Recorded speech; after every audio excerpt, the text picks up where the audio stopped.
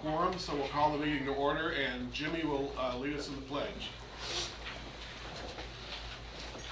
I pledge allegiance to the flag of the United States of America and to the republic for which it stands, one nation, under God, indivisible, with liberty and justice for all. Honor the Texas flag.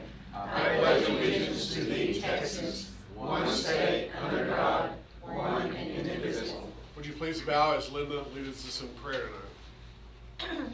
Our Heavenly Father, first we'd like to thank you for your Son and this season. Hopefully we can use this to guide and direct us throughout the year. We pray that decisions we make tonight, that they will be pleasing to you and the right decision for our students and our community. We ask this in Christ's name. Amen.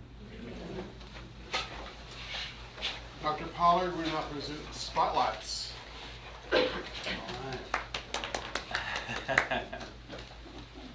Well, the first one we want to recognize is our student spotlight, which is Callie Smith. And Callie, she's a 9th grader at GHS, and this is her claim to fame is that out of a 4.5 GPA possibility, she had a perfect 4.5 in her first semester. much better than that, doesn't it? I polled all of her teachers to get them just to make some comments to Callie, and they came up with some really great stuff. They said that Miss Blanchard said Callie comes into class every single day with a smile on her face. Coach Jones said that Callie finished 3rd in district in girls doubles and is a wonderful and dedicated athlete.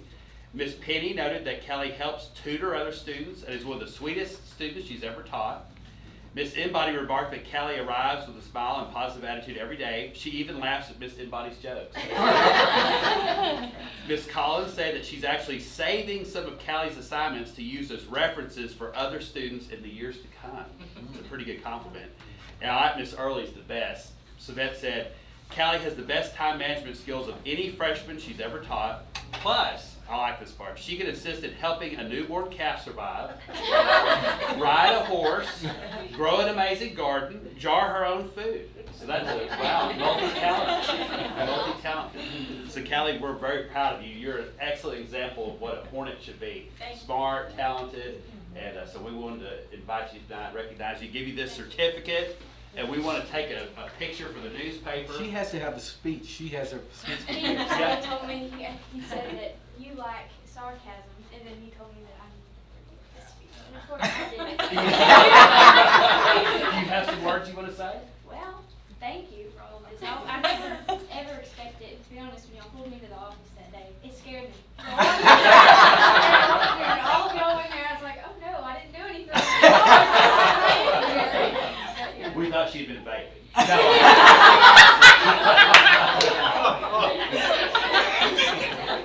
Let's go over here and take our picture.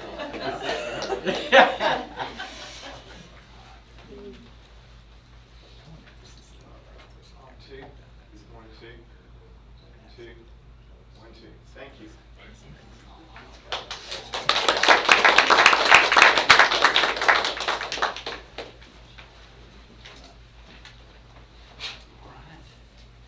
Next up is Lilith Cole for our staff spotlight, and we invited Lilith here just to make fun of Donnie. No, we're glad to see both of you guys though. And Lilith has been a teacher for 19 years and has 33 years in education. This is interesting. Prior to getting into education, Lilith served 5 years in the U.S. Air Force Reserves as a computer operator for a communications squadron where she earned the rank of staff sergeant. I did not know that. That's interesting. Now she teaches computer and technology at Gatesville Elementary, where she works with every student on campus. She's got a great engaging environment, works with students on essential technology. She challenges the students to master their math facts, gives them opportunities to earn prizes. There's nothing a kid will work harder for than one of her giant sour pickles. That's great. In addition to the computer lab, Lilith also helps record and produce the weekly video announcements. I know that's a neat addendum to the elementary. And they're broadcast to our students at the beginning of each week. Lilith goes above and beyond for students and teachers at Gatesville Elementary. Is always there with a cheery hello and a smile. There's no kinder, sweeter person at the elementary. So we want to thank you for all your hard work and dedication. Thank you.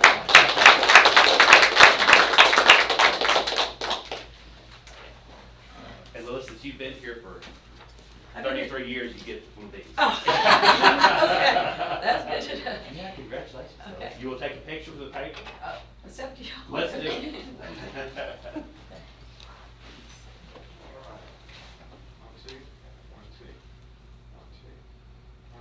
Thank you.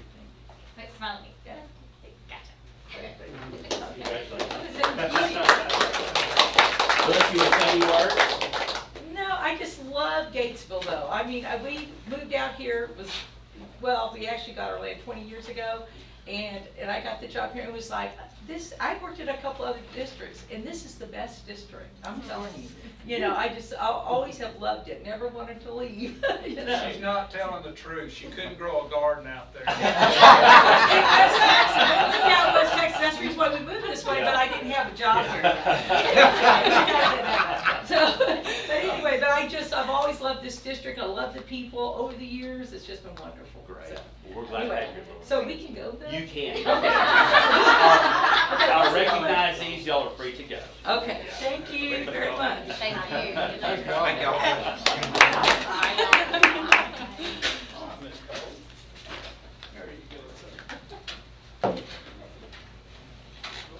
Is there anyone here who has a public comment on an item that's not on the agenda? Seeing none, we'll move to consent agenda. Minutes of March 21st, regular meeting, financial statements as of March 31st, bills and payrolls for March 22nd, budget amendments, year-to-date budget amendments to fund balance, high school renovation financial update, vital signs report, food service report, summer school dates, summer school tuition for out-of-district students. Does anybody want to pull any of those for discussion? Do I hear a motion that we accept those? From Linda? And do we have a second? From Calvin? All in favor? None opposed. So we'll move all the way on down to information items, and Dr. Frazier's up. Medicaid. Good evening, board. You know, I saw in the paper this weekend that Frisco is the safest town in the nation to live in, ¡1! Oh, really? Isn't that where your wife is and all your family? Yeah, well, that's where I was this weekend. Wow. Nothing happened.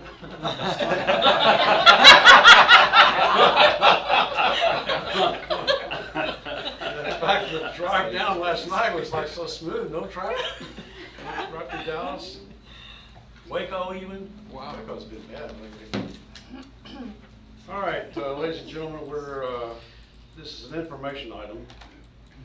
And this is the annual Medicaid cost report that we have to submit by April the 1st. So we just submitted the one for the fiscal 2021, which fiscal 2021 for SHAR's purposes ended September 30th of 2021. And so that's the year. It's a little bit different than our regular fiscal year. The good news is that the final settlement looks to be $666,765, which will be issued to the school district in February of 23. So it takes a while to get it, but it's coming. And that, because looks like we're going to project about $200,000 in interim payments. So I'm thinking that for next year's budget, 2023, we'll probably be able to increase the budget from $700,000 to $800,000. So we'll gain $100,000, which we could really use. So that means that the total for this fiscal year would be $711,180 is our Medicaid reimbursement income, and we had budgeted $700,000. So we've been at 700,000 now for a couple of years. And has a little chart. I didn't have it ready for the board report, but we started this back in 2013, 2014. And the first year we generated 165,000 Medicaid reimbursements. And in 2021 we're generating over 700,000. So it's really grown, and it looks like 700,000 is pretty much where we're kind of plateaued at this point. The next fiscal year probably hit 800,000. So that's a great source of income for the school district. It goes right into our general fund. And this is all generated basically from the SPED department, special ed department. And a lot of the people there are keeping track of their time that they spend on students who are eligible for Medicaid. That's how this takes place. And they have to document their time and effort that they spend with each kid. And it's pretty laborious that they have to keep track of all this. And we're grateful for the SPED staff that puts this together and does all this work. Because without that, we wouldn't be able to generate this income. And so it's a great source of income. Any questions? Everybody happy?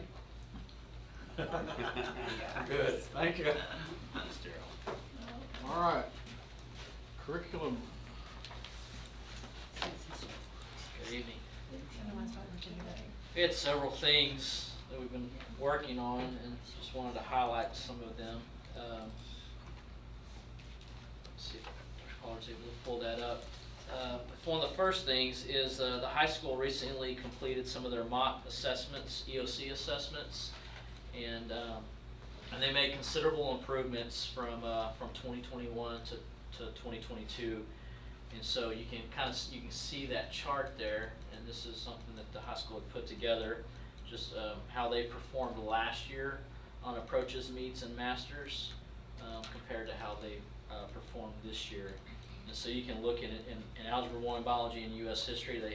They made significant gains in approaches, meets, and masters, and then English 1 improved in approaches and meets. But that's just some of the data that we've been looking at. They've been making a lot of progress when it comes to intervention and meeting kids where they are and responding to some of where their gaps are. So that just kind of shows you where they're sitting right now. And when we take that test in, coming up, that we won't know any surprises. We kind of have a good idea where we're going to be sitting. So, I hope they can perform like that on the real thing. But if you look on this practice, like on algebra, this time last year, we've jumped 31 percentage points on the number of kids approaching, and then there was another 21% on meets and 11% on masters, increasing from this time last year. So the kids are really improving. We saw that across the board. Made a lot of huge gains. Proud of them. Are there some significant things on your campus you're doing differently?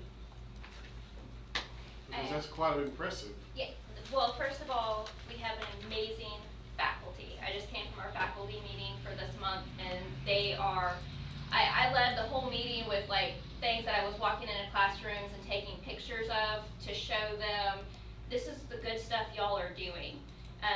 They've been able to branch out and really bring some stuff that we talk about alive in the classrooms and revise it so they're able to use it.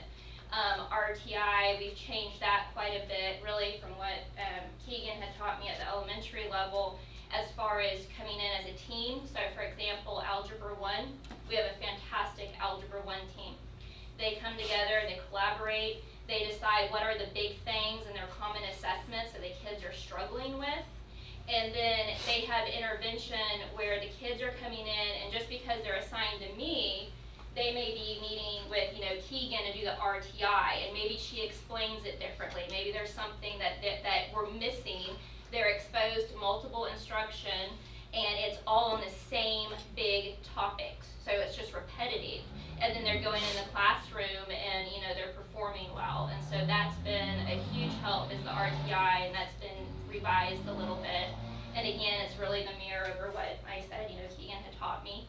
And then the other things is the teams, even though we don't have a PLC period built in, we are letting them meet and have PLC times, and just the discussions have changed to the big things, not what I'm doing in my classroom, but what are the big things content-wise that the kids are struggling with and why. So it's really the teachers. And that's in all 4 areas. Yes, sir. That's wonderful. Yes, sir. Way to go.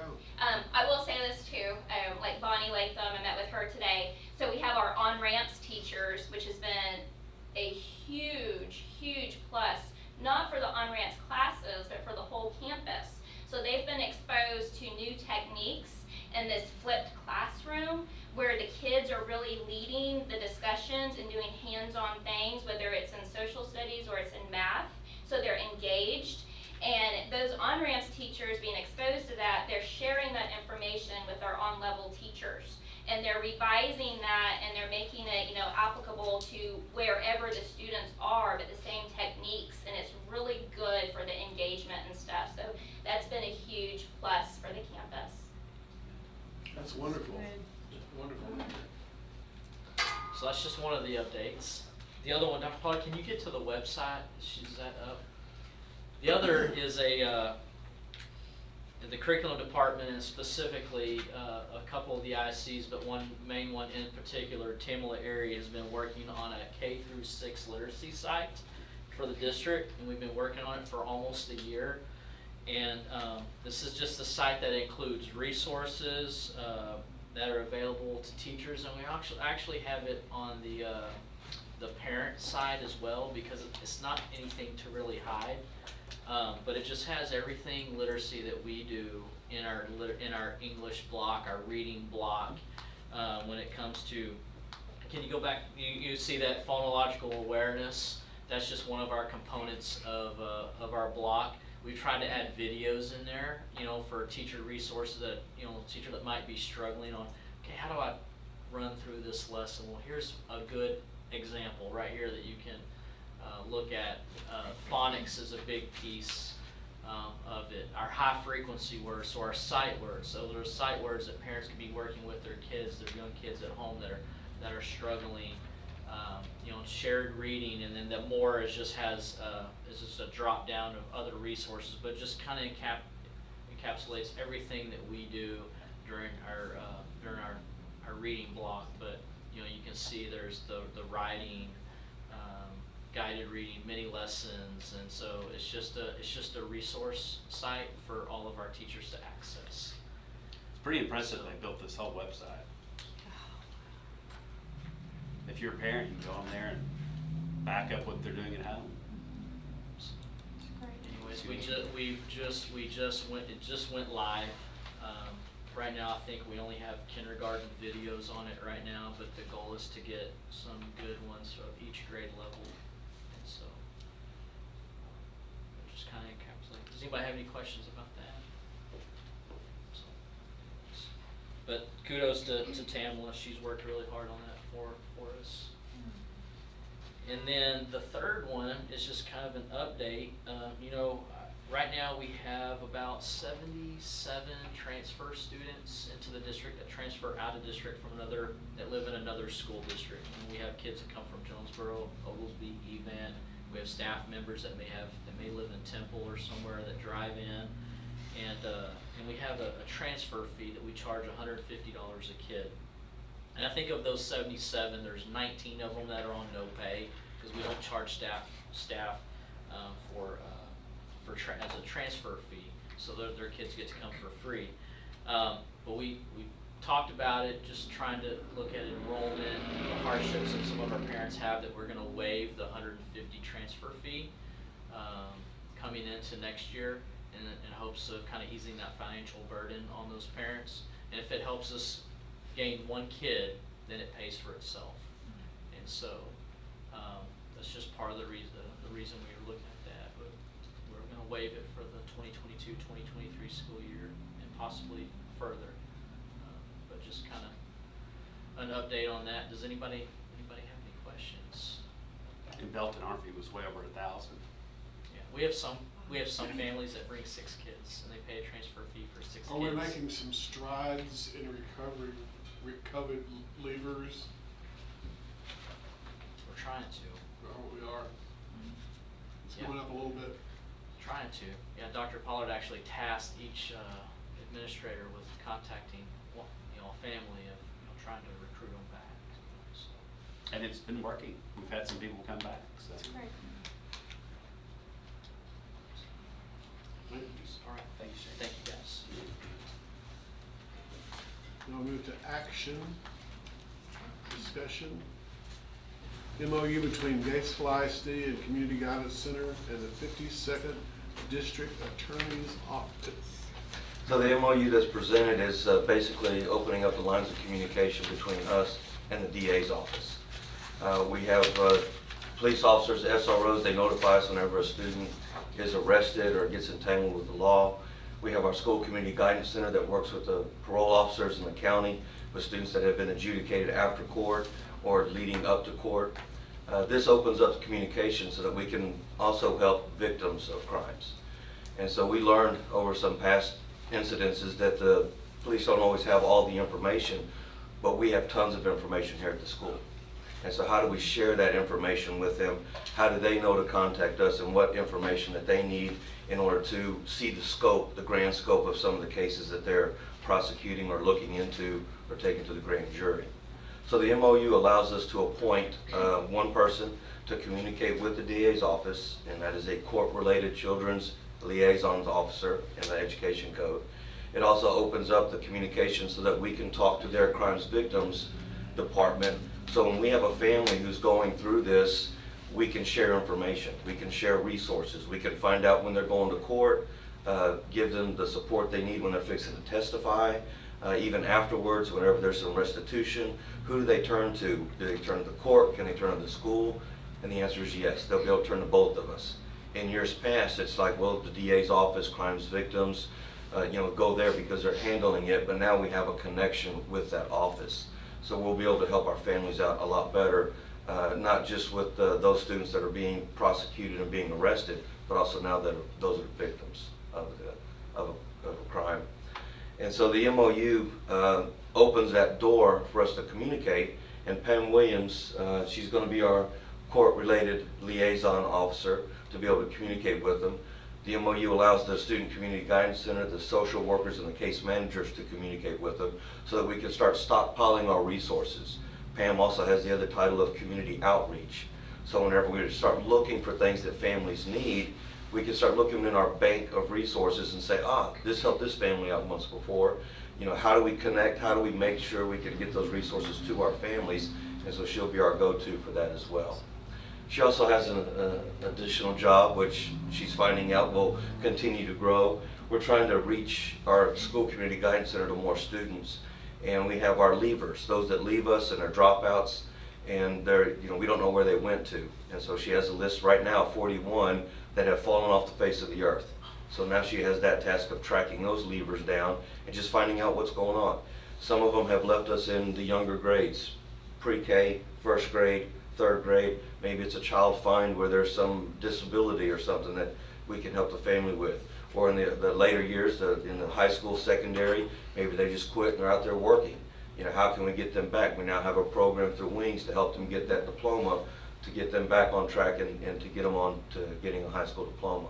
And so we're stretching the scope of our school community guidance center with the addition of Pam. And so it's an exciting time. We're starting to reach other people that we haven't been able to help or reach in the past. There's still one missing piece though. What information do they need? What information do we need?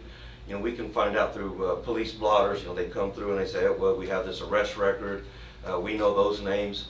But there may be a name that has just popped up with a witness or something that the DA's office is like, we don't know who that person is. They can come to us and we can say, well, this is what we have. And so we created a database. We call it our grit survey. And I have an example up here of how you access it. And so every person and every staff member can go to the website. They can go under staff only, they can log in, and there's a grit survey that they can pull up. It doesn't matter if you're a campus employee, a district-wide employee, bus driver, custodian. If you see something, we want you to be able to say something and say it right then. We tell our kids, if you see bullying, if you see something, say something and say something now. Well, a lot of times as we're going through our day of working, we notice something that doesn't quite sit right with us. Who do we tell? What do we tell? Is it important? Is it a piece of the puzzle of a bigger picture, or just one of those days? Well, now if you have that feeling inside as a staff member, you can go to this grid survey and you have the opportunity to tell somebody what you've seen, what's kind of sitting out of place with you, and then it goes to our district threat assessment team. And so the survey, and I've got an example in the packet there so that we can go and look for last names, first names, what grade they are. If a the DA's office wants to know about a certain student, we can go to this database and we can sort it out and say, here's all the information we have. It may be old, it may be new, but at least now they have information that they can sort through and decide for themselves on whether they need it for their case or not. There's a portion of who you are. What's your vantage point of being able to interact with this student? And that helps us understand how they might know the information that they're reporting into this survey. You may have reported a CPS case. In one incident, a former student died under some suspicious circumstances, and the police went and got the open CPS cases. What about all those that were closed many years ago, since 3rd grade, when we've been filing them ever since on that family, and they didn't know about them? And I'm not here to pass a judgment on CPS. They gave them the information. Law enforcement has a tremendous task on their hands, but we're a resource for them that they don't even, they come and ask us, but how do we put all this together so that we can better help them? And this database is there for us to do that. Every year, every time there's a threat, we do a threat assessment. Whether it's kids being kids or a serious threat, we're not sure. We have to go through this, formulaic way of dissecting that threat and then making a plan for that student. They don't know that we do this, and so now we have a database which can put that in there. We have our usual things that the counselors mark off of what puts you at risk. Every year they go through all the files. They're at risk for failing grades or attendance or homeless or foster care. Those are included here. And then we have 2 things at the very end where it's additional information or explain something. A student now, they dress totally different than they did before. Something's up. They can go in and report it. If they have additional information about, well, I heard this, well, I know this, and so then they can go in and report it. And then they can leave, they can say, you know what, I feel good. It's like whenever I make a CPS case report, I've told somebody, right? I've told somebody that can do something about it. So we want to be able to provide that for our staff. We want you to see something, say something, and say it right away. Get online, just whatever quick notes in there. You don't have to a lot of detail. It's a reference database so that we can go back and look at it. So we have all those survey answers goes onto a spreadsheet, which is should be the last slide that's in that package there for this. And it just breaks down each of those questions in a column so that we can sort it on a spreadsheet. So if the DA's office wants to come in and look at it, we can sort it. The police department, we can sort it, and we can provide them information. But we also want our staff to know that somebody's looking at that every day. So we have our district threat assessment team, which is now Pam Williams, and it's our social workers, and it's our sergeant SRO and myself. So we can go in and we can look and see what people have put down. It may be that this person just lost a family member, not having a good day. That's important for us to know. It could be something that they're cutting, or there's some sort of suicidal threat, or something that's like, oh, we've got to have some fast acting. A lot of times it's information that we know. We go in and we look at it, we know this. Somebody is already looking into it, supporting the family, but we're also called, we're like, I didn't know they were related. I didn't know this was a brother to this one in this grade level, so it helps us to be able to tie all that together.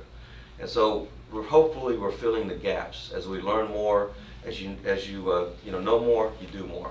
And so we're hopefully communicating better with our law enforcement. We're giving our staff a place to communicate with somebody that can help connect those dots and bridge the gaps, and so we can really do what's better for kids and do what's best for them, and for all kids, those that are in trouble with the law and those that are affected by the law.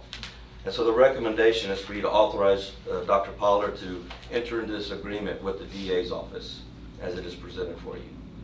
Do you have any questions about anything, the MOUs, the communication? Is the DA's office as excited about this as you are? Absolutely. They've always tried to find a way to get their resources out to the people. They've put on little presentations. They've come to the school before. Hey, we're out here, victims of crimes, come to us. We can refer them to them, but now it's a more active, it feels more active, like they're involved with getting information, passing it to the prosecutors. We have a way of getting that information to families, and so I think it gives them a broader audience with us helping distribute that information. And just, I agree, they are excited because I work with the maps and some of the cases that we hear that's confidential that they talked about. And of course, some of them got even pretty upset about some things. And in fact, Pam, I have a resource for you that can help you out through the CPS. And if you get with me, I can tell you because she was talking about it. I just think this is a wonderful thing. I think this is one of the best things that's going to happen because it's much needed, and I'm just so thankful for it. Well, we're talking about a small percentage of our student body in our community, but it affects them so profoundly. And so we have to be able to have something in place. And if nothing else, it's just that somebody's there that cares, because we're going to run to roadblocks and our hands will be tied, but they'll be a little bit less tied because we're going to know more, and then we can do more. Is it like when you message somebody here in the district with a concern, say Bridget has a student on her campus that is in some dire trouble, and she enters that into this website and talks about some of the things, do a lot of people immediately see that? It goes automatically to the spreadsheet, and then we get an email that says, Dean, something's been reported. That's really... Now, if it's dire immediately, Bridget's going to pick up the phone and call. It's like, hey, something's going on, just now happened. These are things that might be unnoticed, or things that, not really connected to it. I heard this, I saw this. And it dings down there too? No, not to them, just dings to us. And everybody that has access to this are fine under the confidentiality laws? Yes, sir. The crimes victim, the DA, went over the MOU, didn't make any tweaks to it, said we're good to go. And we have the same level of confidentiality, the same MOU that we have with the county and with the JPO. We're able to share that information back and forth to better serve our kids that are entangled in this. I agree with Calvin. I think this is phenomenal. Anybody else have a comment or a question? I've just something I'm concerned about. How often does Pam, do you meet with them regularly and on an individual basis as something comes up? Well, or is Pam it all hasn't quite just transferred individual? over I yet, haven't but the transferred social into the workers. position completely yet. What? So I haven't transferred completely into the position yet. At the end of May, I'll be in that position 100%. So I'm still in the beginning stages of. So right now, the social workers making the are handling that transfers. workload. Okay. And they handle it the way that they see better. If there's a counselor that's working with that family, that student, then they just relay that to the adults, or if they need to see the student, then they will. And a lot of times so far it's been, well, I've already been working with that student. Somebody has just felt like they needed to say something. But we're excited about Pam being able to come over full time and be able to put a lot of concentration on this area. So the recommendation is for the board to approve this MOU as presented and authorize the superintendent to enter into this agreement between Gatesville ISD and our local DA's office. Okay, Jimmy makes the first motion. A tie between Calvin and Linda. It's unanimous. I guess both of them. Any further discussion? I just pay for I think it's outstanding. Long overdue. Thank you for your effort to do this. it. I think this is what I'm glad I'm not crying. our students are really in This is need of. amazing. A lot So of good. So good. All in favor? And it's unanimous. All right, thank you. Okay, Mr. Webb again. You again. Asking for money.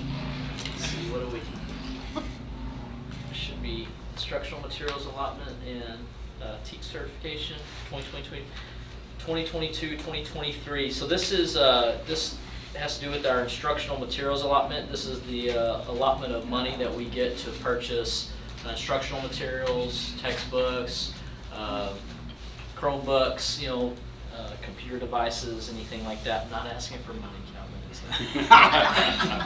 But this is just something that we have to do annually, and so districts are required to certify annually to the State Board of Education, the commissioner, each subject in the required curriculum other than PE, that students have access to instructional materials that cover all the essential knowledge and skills, the TEACs that they're taught. And so by approving this, we're just certifying that our instructional materials is, allotment, the money we use is used only for the expenses to cover those materials, and that we have the instructional materials to cover the TEKS, and that upon request that we will provide the State Board of Education all that information. So, does anybody have any questions about it? And they changed the process up this year. I'm sorry, there's like a 30-page survey. Usually it's just a one-pager, and you just have to check that we teach the TEKS, and they wanted all this different information. So I'm not quite sure why they were requesting all of it. I don't know if they're trying to have a better understanding of what districts are requesting when they make those requests through the EMAT platform. But anyways, this is the survey that was submitted to the State Board of Education. So. Okay, we have a motion before us. Do I hear I'll make the recommendation. I recommend the board certify the instructional materials allotment and TEKS certification form so it may be submitted to TEA. Anybody want to make a motion? Linda makes a motion that we accept that. Second. Any more discussion?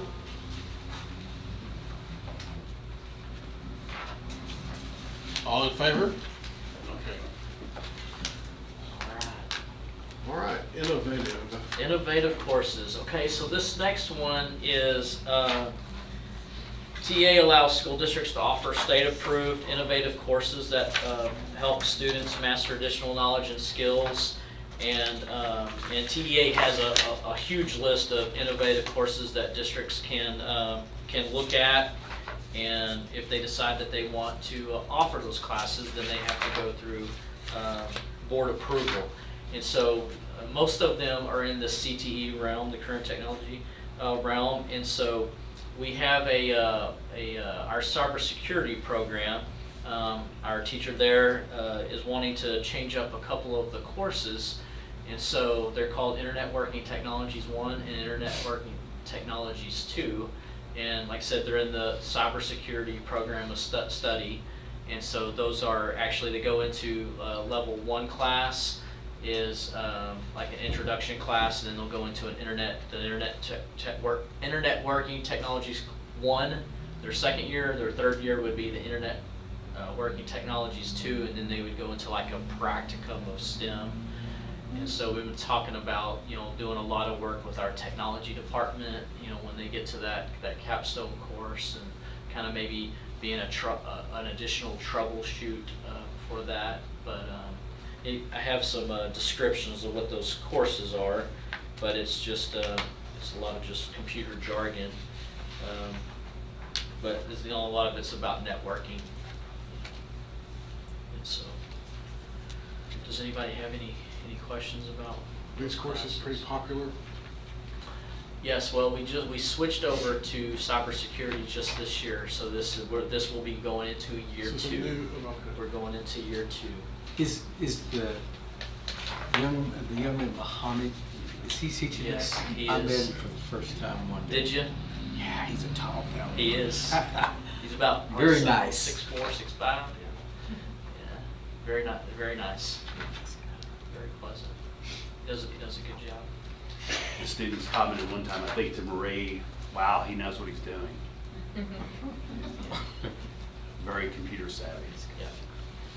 So, I recommend the board approves the Internet Working Innovative courses beginning with the 2022-2023 school year. I'll make that motion. Do I hear a second? Okay, Cheyenne seconded. Any more discussion? All in favor? Unanimous? Thank you, guys. Substance abuse. Well, every April we review our substance abuse policy for the following school year. So these would take place, any changes would take place in the summer. And so previously in our system, we were on a 3-strike system. The first strike, it was 40%, second strike, a year, and then a permanent suspension. So what we're proposing tonight is a 4-strike, where it would be 30% in the current season, 50% on the second strike, a year on the third, and then permanent. But we also added a physical regimen, community service hours, an assigned mentor, and intervention by the social workers with the strike system. So it's a delicate balance between punitive to where it's a wake-up call, you need to get help, versus trying to not take away maybe one of their motivating factors to get back to school and to do what you're supposed to do. A refusal to submit to a drug test results in a positive. Tampering with the drug test results in an automatic positive. You have to pass a drug test before returning to competition. And during a suspension, you cannot represent GISD in any capacity. Previously, a self-admission would take strike one from 40% to 20%. We're deleting that caveat because typically the students would only self-admit after they had been caught dead to rights. And so we felt like that's kind of a moot point. Our legal team also approved this by reading it, and they allowed me to add one caveat. I wanted to be able to add a student to the next round of random testing if there was great suspicion surrounding that student and drug usage. So if we keep hearing that Johnny's doing cocaine, and we keep hearing it, the lawyer said that we can add Johnny to the next round of drug testing. And so suspicion would be subject to our scrutiny and what we deem is credible versus just somebody willy-nilly saying, you better test him. So those are the major changes to what we're considering for the coming school year. Do y'all have questions about the strike system or all the extra things we've added?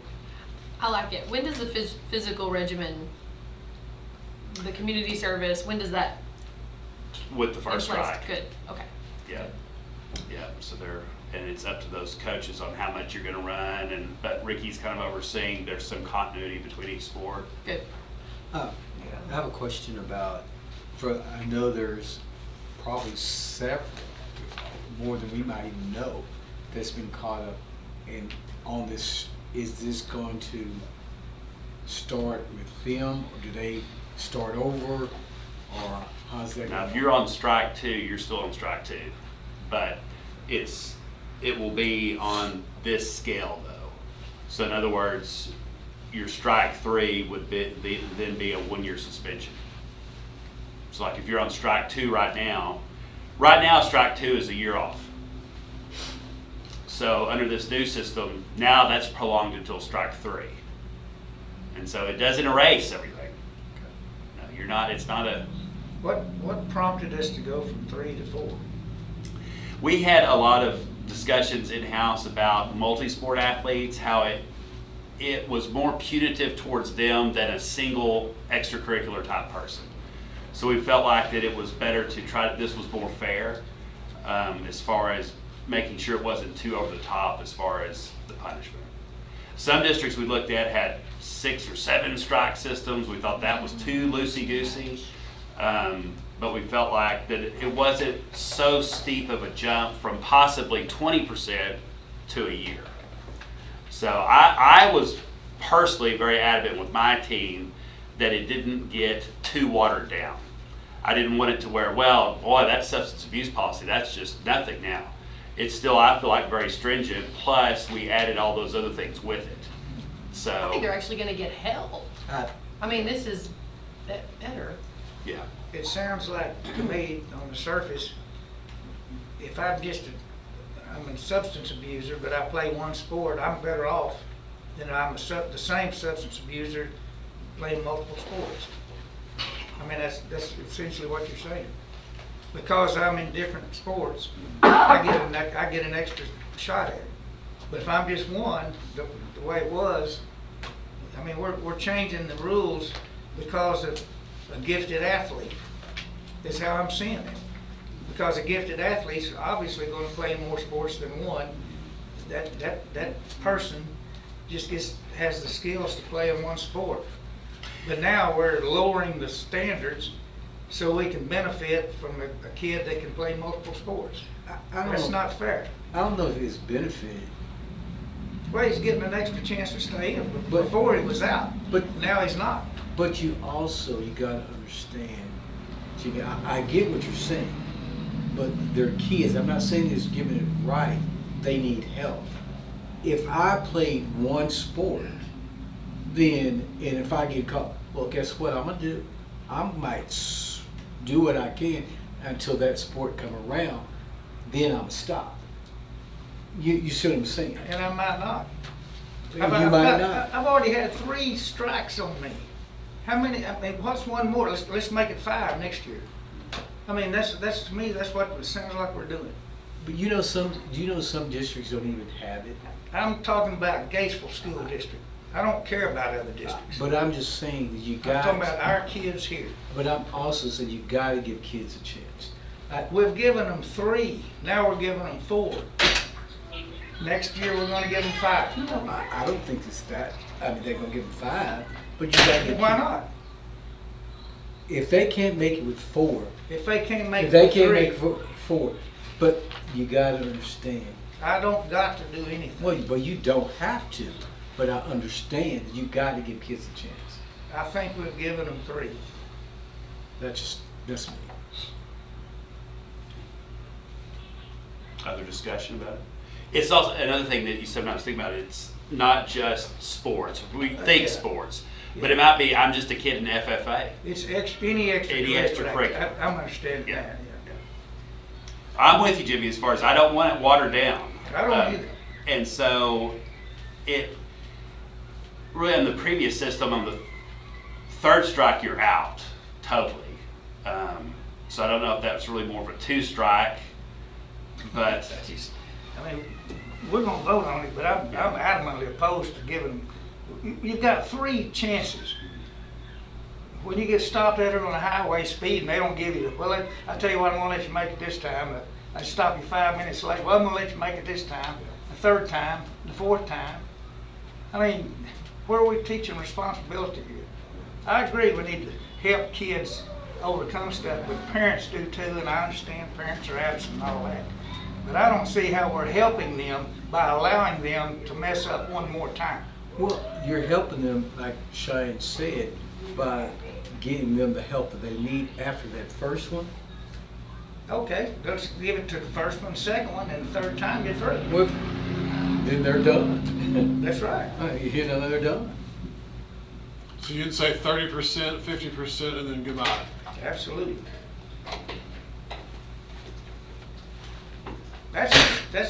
I'm one voice. I mean, everybody's gonna vote their conscience. I just don't see where we're helping somebody by giving them another chance to continue doing what they're doing because they know they got another stop now. Kids ain't dumb.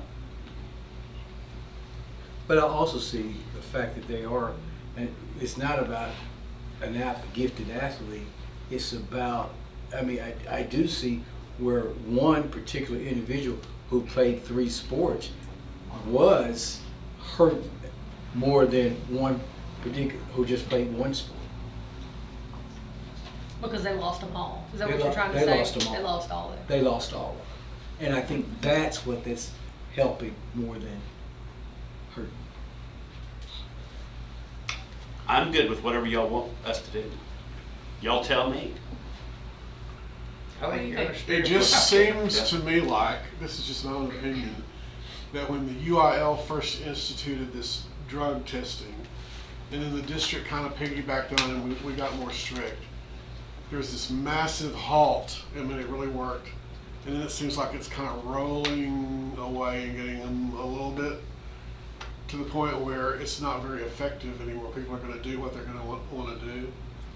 So I'm all for the most effective thing that you think we need to do. You're the leader of the school district, and if this is what you're proposing, I assume the principals all agree. We had a big meeting with high school, junior high admin, social workers, athletic directors, trying to get every viewpoint. And there were a lot of things that we batted down that other districts do that are, you know, like sometimes they'll contemplate, all right, you start over after junior high. We said, no, we're not going to do that. Like I said earlier, some districts have lots of additional strikes. We thought that trying to add in some of those other things to help them rehabilitate might be more effective, but like I said, I need feedback from you guys. What kind of rehab would you consider? Well, they're gonna work with Righteous Roots pretty closely. Righteous Roots. And our social workers that work in-house will work with them. So we've added the physical regimen, the community service, the mentor, you know, the social workers helping them, trying to not just throw them away, but get them off drugs. So, I guess because you're cracking down more with adding the physical regimen. So you were thinking you would soften the other to. Well, the I mean, first maybe, strike, or am I looking the at it? first strike is going to be harder because the first strike, a lot of times under this current system was, okay, you caught me. Yeah, I did it.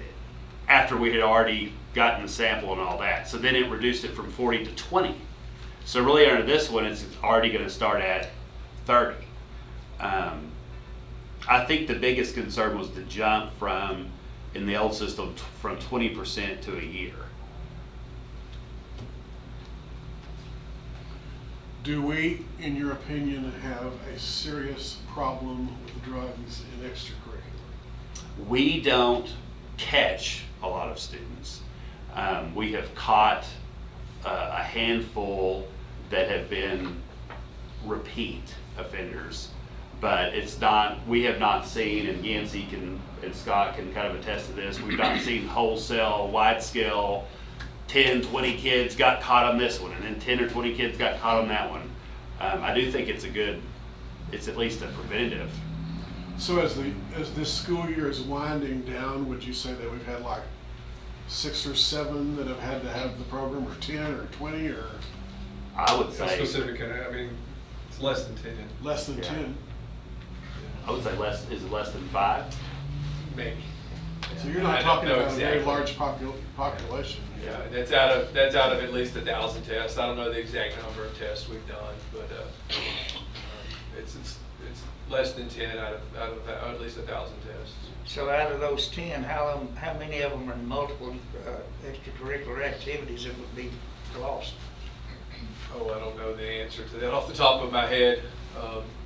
So, Most of our students are multiple athletes, multiple I would think participants in so. something. Most of them participate in something. So the they're all- minority, So most of them are in the same group? the majority, yes. Yes. And you said did everyone that dealt with this who was in that group agree with this? I felt like this is where we came to the happy medium. Because I erred more on the side of Jimmy not wanting to change much of anything. And I wanted to make sure, I like, what's special about Gatesville is that we've got an athletic director and an assistant athletic director that are very staunch on keeping this pretty severe. You would think it would be the opposite. You would think that the coaches would have said, well, let's loosen up here so we can get Johnny back because he's a good running back. They don't take that stance. In fact, the ones that are wanting to lessen a little bit are more the social work counselor side because they're trying to rehabilitate it. They view it from a different perspective than the administrator. That's just the yin and the yang of the situation. I've not made a recommendation yet. What we could do is bring it back again next month. There's really no rush. It doesn't take place until the summer. We can get some more stats on how many it's caught up. Y'all can think about it some more. And like I said, I'm good either way. I think that our current system's good. I think the proposed system is good. I don't think either one is going to create any sort of massive holes or, people are escaping and getting out of things. I don't think that's the case either way. So this is for next school year. Okay, do we have a motion? No, This is just discussion. we're going to table it. We'll bring it back to you next month. So y'all be thinking about it. We need to think about it. The issue for me is the problem, and number 1, number 2, is this going to help solve the problem? Well, it's an age-old problem. How do you stop drug usage? I mean, what more of an impossible question could you ask? That's like saying, Barrett, solve all sin for us, please, with some little written rule. It's not going to happen. And so you've got to think about, well, is this too loosey-goosey, or is this something that's more, that will rehabilitate kids? And I guess I'm more concerned is because I work with the population of kids, and I know that it's a lot harder than what people think it is for kids. Kids just don't do it just to do it. They get caught up, and they need the help. Yeah. We're not helping them. I'm just going to be honest with you, just throwing them out. That's the way I see it. so if it's a small percentage of kids, Because we're talking about a small percentage, and that extra chance with the other stuff might save that kid, if that's how the social workers feel, then because I'm like you, I'm like, 0 tolerance. You can make it without all that stuff. But if that would help those kids, then if it's a small percentage, if we're talking about a large percentage, we might need to crack down. Well, I one mean, of the table things it that's up. gonna deter is the policy. So we need to make the policy something that the kids go, oh wow, I don't wanna mess with that because I really wanna play on Friday night. I'd like to see some hybrid of this thing, the tougher additions that you're recommending, but stay with 3 steps.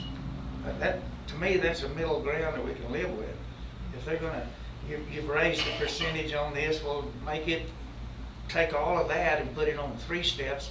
I just think 4 steps, if I'm a kid, I'm gonna look at that, hey man, I screwed up one more time. The extra chance is not what's going to help them. What's going to help That's them is an exactly assigned right. mentor or an intervention by a social worker. That's- That's where the key That's is. how I see it, Yeah. right there. I see where you're coming from. I mean, I understand where they're coming from because they want them to have that extra chance. Like, that gives us one more chance to save this kid. I get that. But it's not the extra chance that, in my opinion, either. I think the biggest issue was the jump from 20% to a year.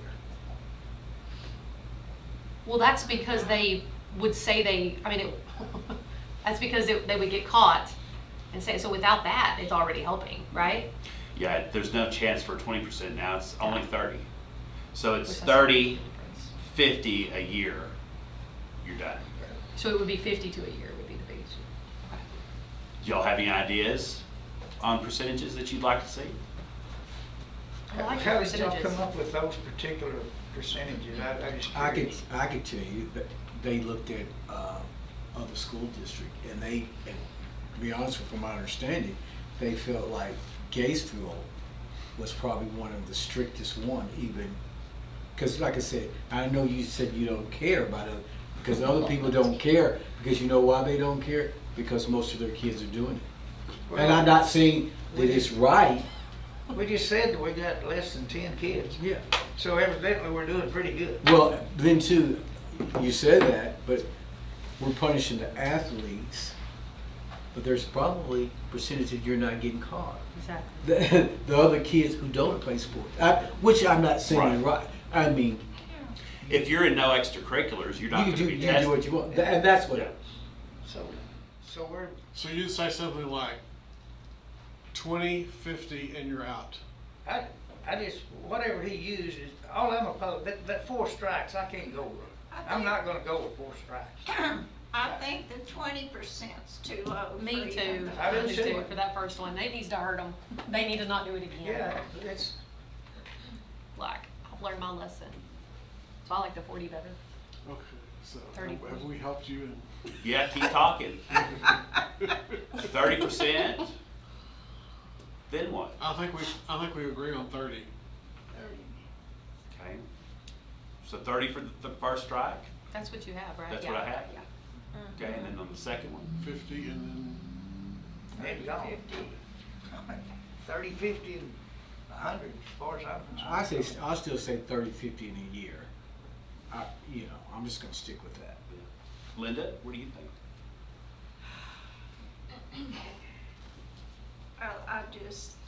And this is from, not in a school year, but their life, right? Yeah, 7th through 12th grade. So, in other words, they get 2 chances and they're out on the 3rd. That's the current system. Yeah, yeah. And you're dealing with kids. I'm telling you, I deal with these kids, and how many chances. I mean, I love the fact that they're working with those social workers. They're having a mentor, and they're getting the help that you need. If you're an adult, that's a different thing.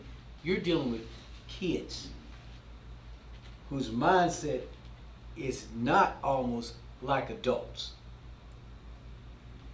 Well, we'll bring it back to you guys. It'll be good to have Mary Ann and Charles here too. Yes. And so, Some kids We too. need all of us. And we'll have some more stats for you.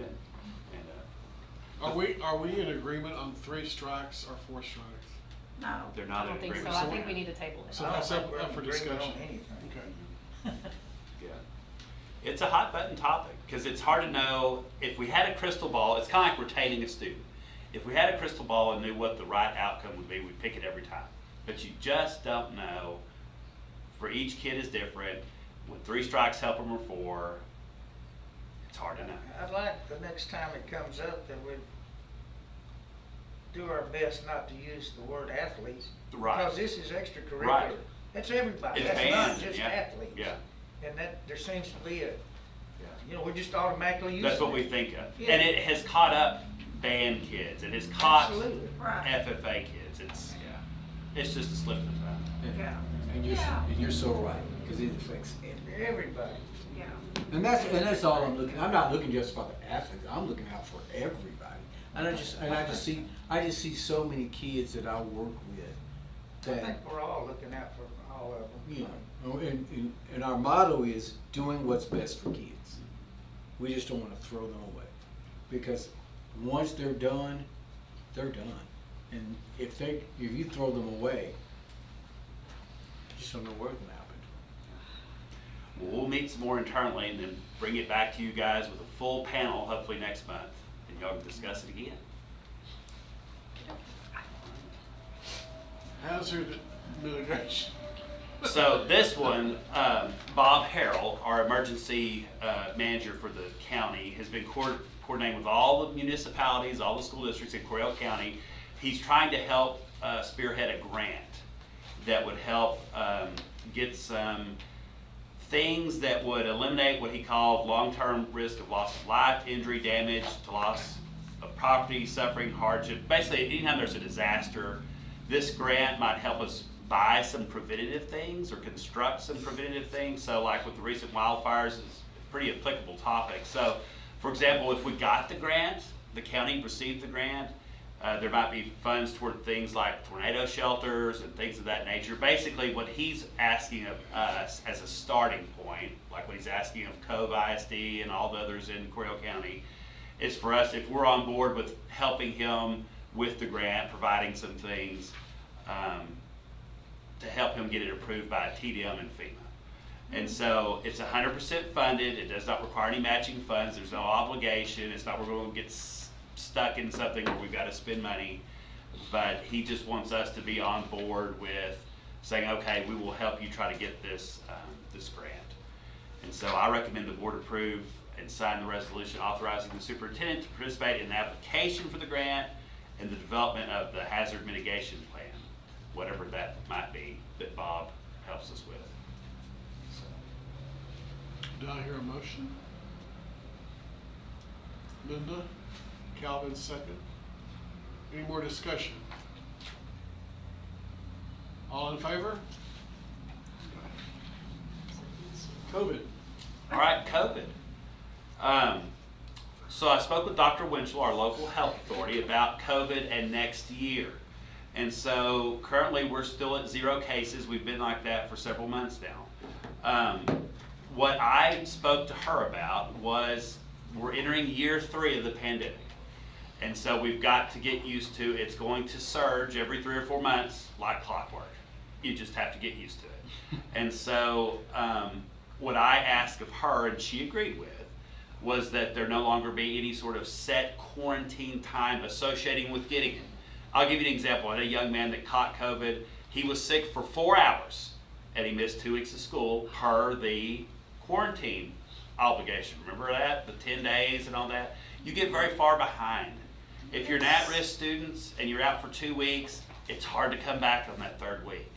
And so we talked about earlier with the dropouts and enrollment and things like that. We feel like that we want it to go back to a common sense type looking at it like the flu. If you get it and you're sick, stay home. Once you're better and 24 hours fever free, come on back. Whether that's a day later, 3 days later, 5 days later, whatever it may be. Deidre said, I love it. That'll be great. Okay? And so we think that will help keep kids more caught up with their schoolwork, keep the teachers here at work. And so we just have to make sure when you're sick, stay home, and when you're better, come on back. It's not too controversial. Another thing that's been a great point of consternation for many of the families is they haven't been able to eat lunch with their child in the cafeteria. That's a great point of consternation with many people. So next year they will get to eat lunch in the cafeteria with their child. And so the parents are desperate to do things with their kids. We had 100 kids go to the field trip, first grade, with the zoo a few weeks ago. 100 parents with them. And so they're desperate. What a line. They've got to see them. And so the only SRO. yeah. And then they had field day right after that, and so we've had lots of parent involvement. The only thing we're asking, and this is not COVID related, because somebody will say, well, that's the stupidest thing, and what does that have to do with COVID? We don't want outside food brought in. We want them to eat the cafeteria food. And so part of that is we need the participation to keep our cafeterias going. We've got a new food service partner who's an excellent chef. We've got a good product, and so we want to make sure that we've got those parents coming in. So with the parents, if they come in, would they have, if they want to eat, Yes. they have to pay? They have to pay. And so we'll have the cashiers ready, and it's cheaper than any meal in town. I mean, and I have to come. Yeah. It's, Daryl, what is it, 5 1/4 or 4 1/4? 4 1/4? It's 4 1/4. 4 1/4. I mean, you can't beat that. And so we're hoping that that will be something that the kids get excited about. Just keeps going up. I Yeah. went to the high school though. Yeah. Jamie also, for our staff, is going to implement a Tuesday salad bar and a Thursday baked potato. And so he's trying to help the staff participation and things like that. So I had a little patient today that said, we had chicken and waffles and I wanted seconds. That was really cute. That's great feedback. Yes. They were excited about it. So are you also saying that no more sending food to the school for it to be delivered at lunch? Or is that a separate thing? Right. Like if you want to come, yes, that pre-pandemic, we had a situation where at the lunch hour, you would have, 25 boxes of Bush's chicken, a couple of sacks of, it's a nightmarish type thing. And we want them to come up and have a good time with their child, but at the same time, if they could help us out some, it's like a concession stand where it says, no outside food or drink. A movie theater, no outside food or drink. So it's not completely... So no more Bushes being delivered to the office. Right, and that has been that way during the pandemic. So they're used to that. So I'm hoping that they will meet us in the middle and come eat the food. So my recommendation is the board approve this updated COVID-19 protocols as presented in the plan, which basically the big thing is stay home when you're sick, come back when you're better. No more 10-day, 14-day, 5-day, just... Do I hear a motion, Jimmy, a second? Okay. Any more discussion? All in favor? Got it. All right, last one. Employee leave options. And so a couple of things here. I have a superintendent advisory committee that comes and speaks to me once a month about things they'd like to see happen. And one thing that they would like to see is every year we give your 5 state days and your 2 local days. What they would like to see is 5 state days and 5 local days. And we have some things that other districts don't have, like bereavement leave and some other things, but we felt like that this would be a nice perk for the employees to have. Because many districts do 5 and 5. So we're not saying get rid of the bereavement leave, we're saying just add to this the 3 additional local days. So a few caveats: if you don't use all of them at the end of the school year, we're not going to pay you for them, but you can roll them, so you could accumulate them. So like if you had 4 of them left at the end of the year, you could roll them over to next year. Next year, you get 5 more. You'd have 9 of them. And so that's... Can they roll the 2 they have right now? They can roll. They can roll them. Right now, they can get paid for them too. But we don't want to get in the business of paying 5 and all that. So I think this will be very well received by the staff. I've heard some of them complain about this already. Yeah. I won't say who.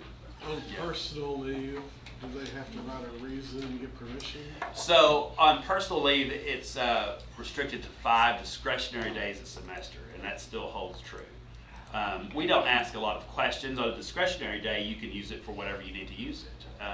That's for things when you're not sick, but you need to go pay some bills or do something, pick up a trailer or whatever, personal type business. Now on the flip side, I wanted to talk to you a little bit about COVID leave. If we're giving this local leave, if we're not making you stay out for umpteen days when you've got COVID and you can come back quicker, do we still need all that COVID leave? I feel like that I'd like to try to wean them off of that again this year. Last year we had a big surge right at the beginning of the school year, and we had, folks begging us, please bring it back. I mean, if that happened again, we could reconsider it. But again, I would like to try to give them the local leave that will be from here on to eternity, 5 and 5. But let's try to get off of the COVID leave because we're not making you stay out these long periods of time when you're already better. So my recommendation is the board approve the plan to offer 5 local days, teach employee next year, that can be rolled over but not paid for, while also eliminating the COVID leave. So that's our game plan on leave. Do I hear a motion? I'll do a second. And Linda? Okay, discussion. Thoughts, pros, cons? It's gonna be hard for them to accept up front, just because they're used to it. And the fact To still accept what? remains the COVID days, Oh. taking those away. If it's needed, We'll reevaluate it. yeah, you just reevaluate. Yeah. Well, there's 3 right there. I mean, Yeah. under most circumstances, you wouldn't need. Right. But when they get used to something, Yeah. they don't like giving it up. We can also run some stats for you guys on just the amount of work missed. And it's, sometimes it was no fault of their own. Their hands were tied under the current CDC guidelines. Right. And so they may have been better in a day, but they had to stay out. In the beginning of the pandemic, it was 14 days. And then I their mean, child gets it, yeah. so they did compile this Yeah. year. And then all the close contact. Well, I remember the first year of the pandemic, no one would be sick in the scenario. No one would be ill. But somebody tested positive, and it would knock out a whole family. And it would knock out who all they were around. And so we had all these people staying at home, and no one was sick in the whole scenario. So we've come a long way from that, and I think we've got a more common sense approach to it. Do we need help in the area of recruiting and retaining teachers, or are we in pretty good shape? So far, we've been working on that feverishly as far as as they have come open, we try to start filling it immediately. So far, we've been holding our own, but the resignations are starting to come in, the natural resignations. And that's good because it's early and we can start hiring. We've hired some really good candidates too. But I feel like as the spring and summer wanes on, it will become tougher and tougher. So we want to have, every time you can offer some sort of perk, it helps. Yes. Where are they, I guess that's a question for Mr. Frazier, talking about teacher raises. Next month. Better get them up there, Frazier. Okay, any more discussion? No pressure, girl. All right, all in favor? And it's unanimous. And like I said, if there's some horrific surge and the teachers are begging and pleading, bring COVID leave back, we'll reevaluate. Maybe it's a situation where we don't have to bring back 10 days, but we give them 5 or something like that. But we're trying to get back to some normalcy. That's all we have. So it is, according to my computer, 6:44, we'll adjourn. We're going to executive session.